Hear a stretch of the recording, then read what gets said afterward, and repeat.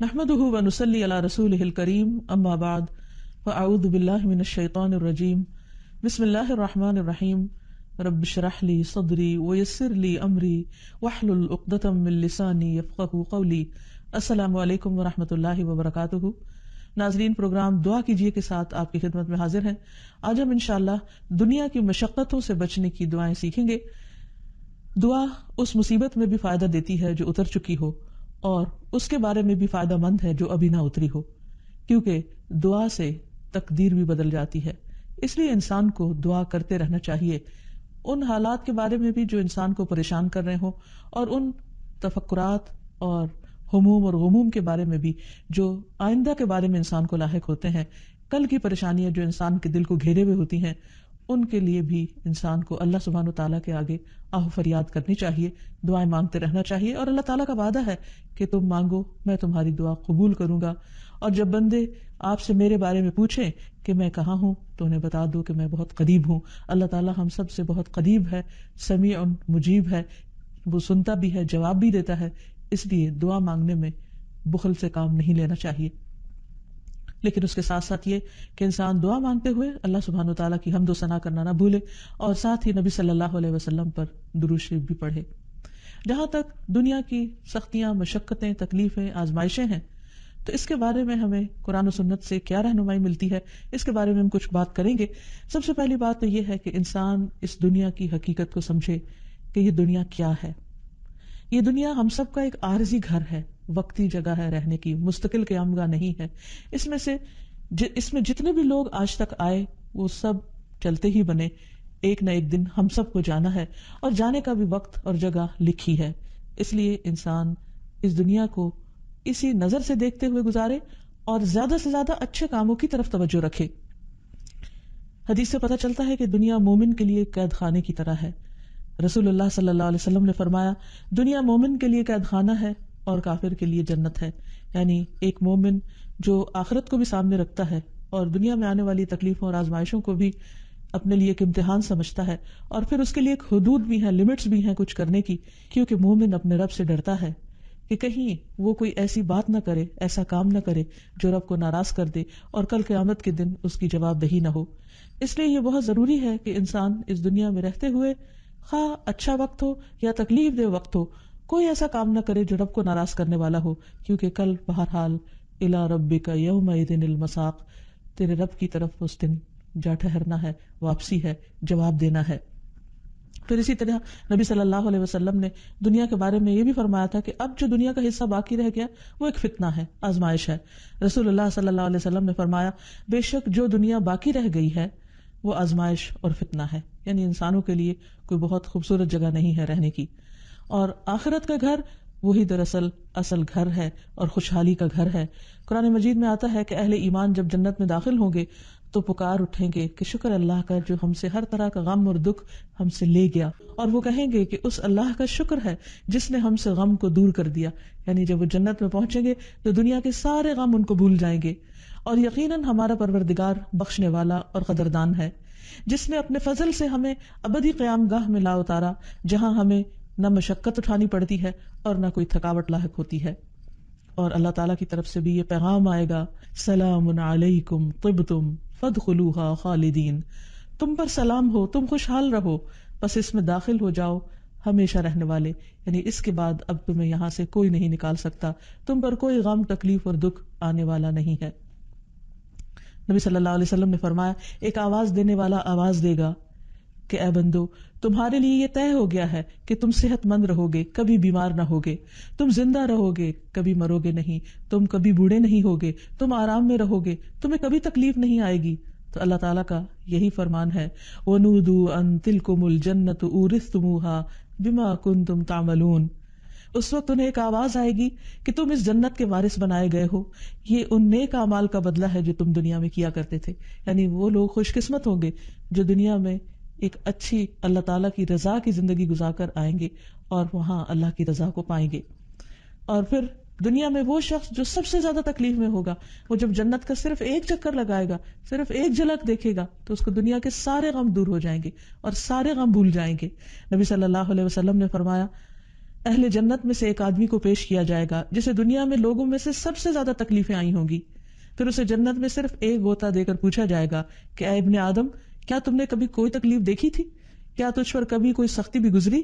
وہ عرض کرے گا اے میرے رب، اللہ کی قسم کبھی نہیں، کبھی کوئی تکلیف میرے پاس سے نہ گزری اور نہ ہی میں نے کبھی کوئی شدت اور سختی دیکھی. تو یہ ہے دنیا کی شدتوں اور سختیوں اور آزمائشوں کا حال کہ جو جنت میں جاتے ہی انسان کو ساری کی ساری فراموش ہو جائیں گی، بھول جائیں گی.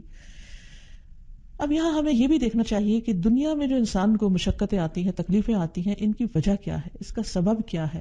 یعنی کیوں ایسا ہوتا ہے کہ انسان ایک غم سے نکلتا نہیں تو دوسرے میں جا پھنستا ہے، اور کوئی دن ایسا نہیں ہوتا کہ جس میں انسان کو کوئی نہ کوئی دکھ، تکلیف، بیماری یا اس کی اپنی ذات پر نہ ہو یا کہیں سے ایسی کوئی خبر نہ سننے کو ملے. تو اس کی وجہ کیا ہے؟ سب سے پہلی بات تو یہ ہے کہ انسان کو امتحان کے لیے پیدا کیا گیا، مشقتیں اٹھانے کے لیے پیدا کیا گیا. قرآن پاک میں اللہ تعالیٰ فرماتے ہیں لَقَدْ خَلَقْنَا الْإِنسَانَ فِي كَبَدٍ، بلا شبہ یقیناً ہم نے انسان کو بڑی مشقت میں پیدا کیا. یعنی انسان اپنے لیے آسانیاں ڈھونڈتا ہے، اس دنیا میں آسانیاں نہیں ہیں.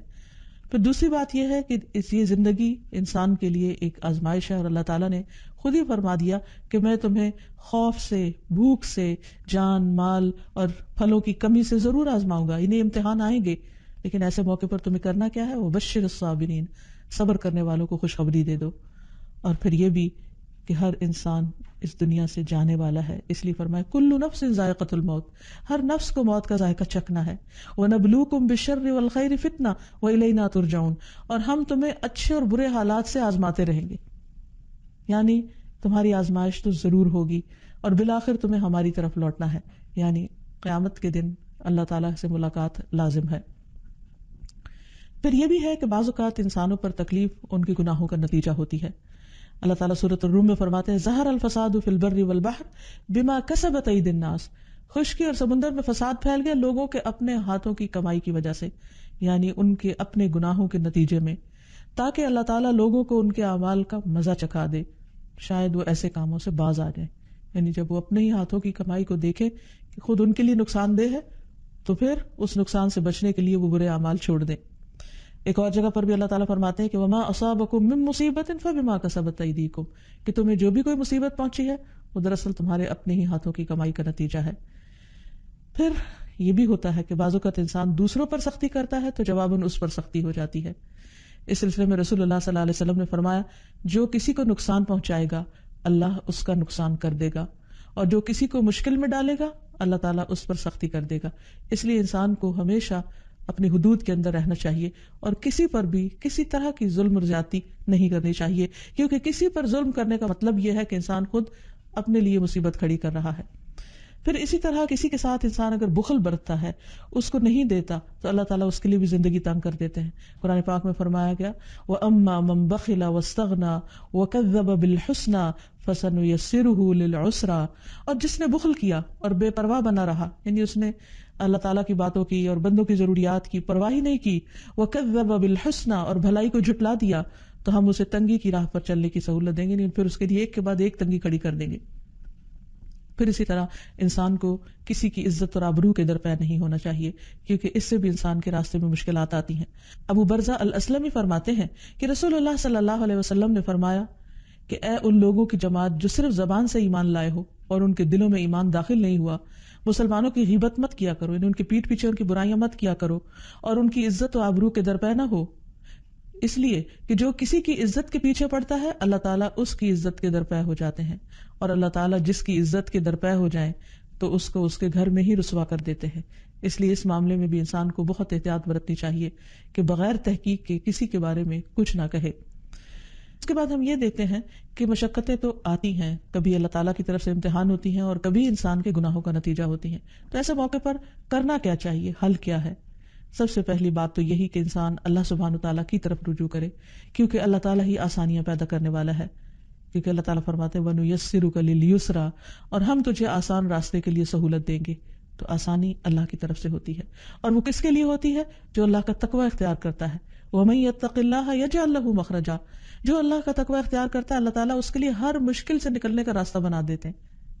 ہمیشہ کوئی نہ کوئی راہ، کوئی نہ کوئی حل، کوئی نہ کوئی سولوشن نکل آتے. لیکن اس کے لیے کیا ضروری ہے، کیا شرط ہے؟ کہ انسان اللہ سے ڈرنے والا ہو. پھر اسی طرح ضروری ہے کہ انسان ایسے مواقع پر صبر سے کام لے. اور صبر کیا ہے؟ کہ انسان غصے میں آ کر، غم کی وجہ سے، تکلیف اور شدت اور پریشانی کی وجہ سے اپنی زبان سے کوئی ناروا بات نہ نکالے، کوئی ناحق بات نہ نکالے. جیسے نبی صلی اللہ علیہ وسلم اپنے ایک بیٹے کی وفات کے موقع پر رو رہے تھے، تو صحابہ نے عرض کیا کہ یا رسول اللہ صلی اللہ علیہ وسلم آپ بھی روتے ہیں؟ تو آپ نے فرمایا ہاں، آنکھ آنسو بہاتی ہے اور دل غمگین ہے، لیکن زبان سے وہی نکلے گا جو اللہ تعالیٰ کو پسند ہے. کوئی ایسی بات زبان سے نہیں نکلے گی کہ جو اللہ تعالیٰ کو ناراض کر دے. تو اس لیے تکلیف کے موقع پر انسان کو ہمیشہ یہ یاد رکھنا چاہیے کہ وہ کیا کر رہا ہے، اس کا رد عمل کیا ہے، کس طرح وہ ریاکٹ کر رہا ہے، کیا باتیں کر رہا ہے. اور جو لوگ صبر کرتے ہیں تو ان کی تعریف اللہ تعالیٰ نے بیان کی، فرمایا والصابرین فی البأساء والضراء وحین البأس اولئک الذین صدقوا واولئک هم المتقون. جو تنگ دستی اور تکلیف میں اور لڑائی کے وقت صبر کرتے ہیں، یہی لوگ ہیں جنہوں نے سچ کہا اور یہی بچنے والے ہیں. یعنی ایسے ہی لوگ سچے مومن ہیں جو تنگی اور تکلیف میں اپنے آپ کو سنبھال لیتے ہیں، صبر سے کام لیتے ہیں. اور اللہ تعالیٰ نے یہ بھی بتا دیا تھا، وارن کر دیا تھا کہ تم ضرور آزمائے جاؤ گے. لَتُبْلَوُنَّ فِي أَمْوَالِكُمْ وَأَنفُسِكُمْ، تمہارے مالوں میں، تمہارے نفسوں میں تمہیں ضرور آزمایا جائے گا، ضرور با ضرور. اور تم لوگوں سے ہر طرح کی باتیں بھی سنو گے، لیکن پھر کیا کرنا ہے ایسے موقع پر؟ وَإِن تَصْبِرُوا وَتَتَّقُوا فَإِنَّ ذَلِكَ مِنْ عَزْمِ الْأُمُورِ. اگر تم صبر اور تقوی سے کام لو تو یہ بڑی ہمت کے کام ہو. یعنی آسان نہیں ہے صبر کرنا، لیکن ناممکن بھی نہیں ہے، اور ہر وقت تبدیل ہو جاتا ہے. صرف اس تکلیف کے وقت میں انسان اگر اپنے آپ کو کنٹرول کر لیتا ہے، اپنی زبان کو، اپنے ریاکشن کو ایک لمٹ اور حدود کے اندر لے آتا ہے، تو اللہ سبحانہ و تعالیٰ جلد ہی اس کے حالات تبدیل کر دیتے ہیں، اور بعض اوقات اس کو پہلے سے بھی زیادہ بہتر چیز عطا کرتے ہیں. تو اس لیے انسان کو اس تکلیف کے وقت میں اپنے اوپر، اپنے طرز عمل پر کڑی نظر رکھنے کی ضرورت ہے کہ کوئی چیز ایسی نہ ہو جو اللہ تعالیٰ کو ناراض کر دے. پھر اسی طرح انسان کو کتنی بھی بڑی مشکل ہو، حالات سے مایوس نہیں ہونا چاہیے، کیونکہ مایوسی کفر تک پہنچا دیتی ہے. ابو رزین کہتے ہیں نبی صلی اللہ علیہ وسلم نے فرمایا ہمارا رب اپنے بندوں کی مایوسی پر ہنستا ہے حالانکہ حالات کی تبدیلی قریب ہوتی ہے. ابو رزین نے عرض کیا کیا اللہ تعالیٰ بھی ہنستا ہے؟ آپ نے فرمایا ہاں. میں نے عرض کیا جو رب ہنستا ہے ہم اس کے ہاں خیر و بھلائی کو کم نہیں پا سکتے. یعنی وہ ضرور بندوں کو خیر پہنچاتا ہے. تو بعض اوقات انسان مایوس ہونے لگتا ہے، لیکن اللہ تعالیٰ کی مدد قریب ہی ہوتی ہے. جب نبی صلی اللہ علیہ وسلم کے زمانے میں لوگوں کو کفار کی طرف سے مشکلات کا سامنا کرنا پڑا اور انہوں نے اللہ کے رسول سے عرض کیا اللہ کے رسول صلی اللہ علیہ وسلم اللہ کی مدد کب آئے گی؟ یعنی ہر طرف سے مشکلیں ہی مشکلیں ہیں، جان کی، مال کی، بھوک کی، ہر طرح سے آزمایا جا رہا ہے، تو حالات کب بدلیں گے؟ تو اللہ تعالیٰ نے فرمایا الا ان نصر اللہ قریب، خبردار اللہ کی مدد قریب ہے. یعنی مایوس نہ ہو، ہمیشہ مثبت رہو، امید رکھو. ہر چیز تو اللہ تعالیٰ کے ہاتھ میں. جب فرعونیوں کا ظلم زیادہ ہو گیا تو آپ دیکھتے ہیں کہ اللہ تعالیٰ نے کس طرح موسیٰ علیہ السلام کو اس قوم کے اندر پھر پیدا کیا اور پھر کس طرح وہ ان کی نجات کا ذریعہ بنے. تو اللہ تعالیٰ غیب سے ایسے طریقے اختیار کرتا ہے جو انسان کی سوچ سے بھی باہر ہوتے ہیں، اور لیکن ضرورت اس بات کی کہ انسان اللہ تعالیٰ کی طرف رجوع کرے اور انسان کا اس بات پر یقین رہے فَإِنَّ مَعَ الْعُسْرِ يُسْرًا، إِنَّ مَعَ الْعُسْرِ يُسْرًا، کہ یقیناً تنگی کے ساتھ آسانی بھی ہے، یقیناً تنگی کے ساتھ آسانی بھی ہے. اور پھر حضرت انس سے بھی روایت ہے کہ رسول اللہ صلی اللہ علیہ وسلم نے فرمایا بے شک مدد صبر کے ساتھ ہے. یعنی اللہ کی مدد آئے گی، بس صبر کرو، تھوڑا انتظار کرو. اور کشادگی تنگی کے ساتھ ہے، اور بے شک تنگی کے ساتھ آسانی ہے، اور بے شک تنگی کے ساتھ آسانی ہے.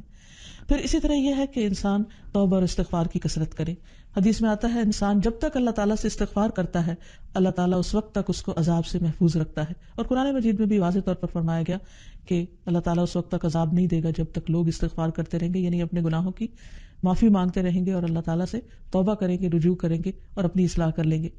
پھر اسی طرح زیادہ سے زیادہ نیک اعمال کرنے چاہیے، اللہ کو راضی کرنا چاہیے تاکہ اللہ تعالیٰ کی رحمت نازل ہو. اللہ تعالیٰ کا وعدہ ہے وَأَمَّا مَنْ آمَنَ وَعَمِلَ صَالِحًا فَلَهُ جَزَاءً الْحُسْنَى وَسَنَقُولُ لَهُ مِنْ أَمْرِنَا يُسْرًا. اور البتہ جو ایمان لایا اور نیک عمل کیے اسے اچھا بدلہ ملے گا اور اسے ہم اپنے آسان سے کام کرنے کو کہیں گے، یعنی ان کے لیے کاموں میں آسانیاں پیدا کر دیں گے ان کی نیکیوں کی وجہ سے.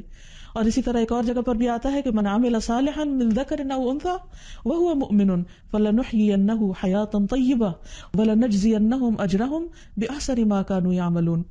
جو شخص بھی نیک عمل کرے خواہ وہ مرد ہو یا عورت، بشرطے کہ وہ مومن ہو، تو ہم اسے پاکیزہ زندگی بسر کرائیں گے، یعنی دنیا میں بھی حیات طیبہ ہوگی، عمدہ زندگی بسر کرائیں گے، اور آخرت میں ان کے بہترین اعمال کے مطابق انہیں ان کا اجر عطا کریں گے. تو اللہ تعالیٰ کسی بندے پر ظلم نہیں کرتا، حتیٰ کہ ذرے برابر بھی کسی نے نیکی کی ہو تو اس کا بدلہ بھی ضرور دیتا ہے۔ پھر اسی طرح لوگوں پر خرچ کرنا چاہیے، کیونکہ اللہ تعالیٰ کا وعدہ ہے فَأَمَّا مَنْ أَعْطَى وَاتَّقَى وَصَدَّقَ بِالْحُسْنَى فَسَنُيَسِّرُهُ لِلْيُسْرَى۔ پھر جس نے اللہ کی راہ میں مال دیا، پرہیزگاری اختیار کی، بھلی باتوں کی تصدیق کی، تو ہم اسے آسان راستے کی سہولت دیں گے، اس کے لیے آسانیاں کر دیں گے۔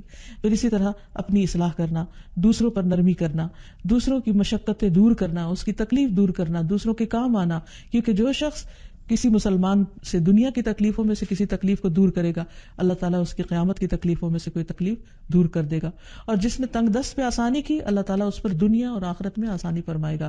تو اس لیے ہمیں دوسروں کے ساتھ آسانیوں کا معاملہ کرنا چاہیے۔ پھر اسی طرح خادموں کو آسانی دینی چاہیے۔ پھر انسان کو کثرت سے صدقہ و خیرات کرنا چاہیے، کیونکہ صدقہ اللہ تعالیٰ کے غصے کو بجھا دیتا ہے۔ پھر اسی طرح ایک حدیث میں آتا ہے کہ صدقہ گناہوں کو اس طرح مٹاتا ہے جیسے پانی آگ کو مٹا دیتا ہے۔ پھر انسان کو اللہ تعالیٰ کے آگے گڑ گڑانا چاہیے اور خوب خوب دعائیں کرنی چاہیے، کیونکہ کون ہے جو بے قرار کی پکار سنے جب وہ اسے پکارے اور اس کی تکلیف دور کرے، یعنی سوائے اللہ کے۔ اور اس کے ساتھ ساتھ یہ دعا جو سورۃ البقرہ کے آخر میں آتی ہے، ربنا لا تؤاخذنا ان نسینا او اخطأنا ربنا ولا تحمل علينا اسرا كما حملته على الذين من قبلنا ربنا ولا تحملنا ما لا طاقة لنا به واعف عنا واغفر لنا وارحمنا انت مولانا فانصرنا على القوم الكافرين۔